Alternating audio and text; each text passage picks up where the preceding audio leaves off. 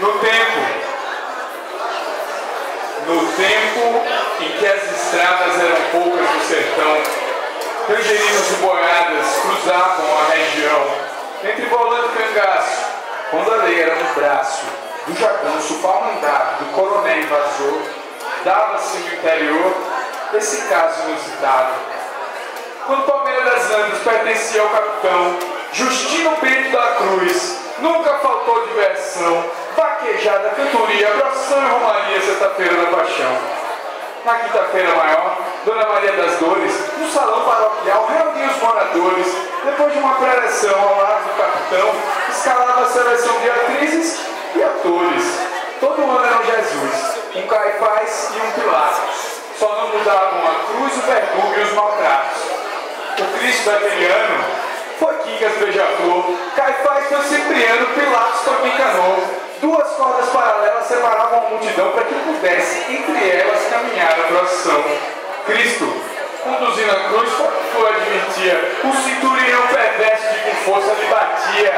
Era para bater maneiro, Bastião não entendia.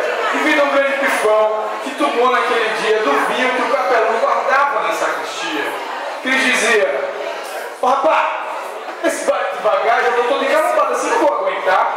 Tá com a gota pra doer, ou tu para de bater ou a gente vai brigar. Jogo já essa cruz fora, tô ficando aperreado, vou morrer antes da hora de ficar crucificado." E o pior é que o malvado fingia que não ouvia, e além de bater com força, ainda se divertia. Espiava para Jesus, fazia pouco dizia: "E Cristo frouxo é você, que chora na procissão." Jesus falou: "Você sabe, não é na moda assim não, eu tô batendo com pena. Tu vai ver o que é bom. Na subida da ladeira da Bíblia de Fenelon, o couro vai ser dobrado.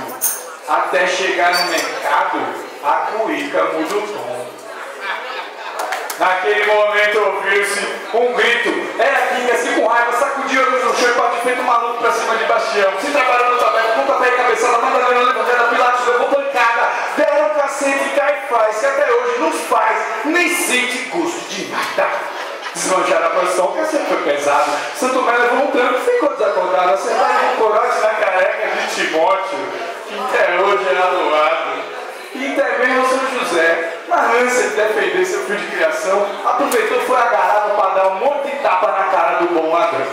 A briga só terminou quando o doutor delegado interviu e separou. Cada santo do seu lado.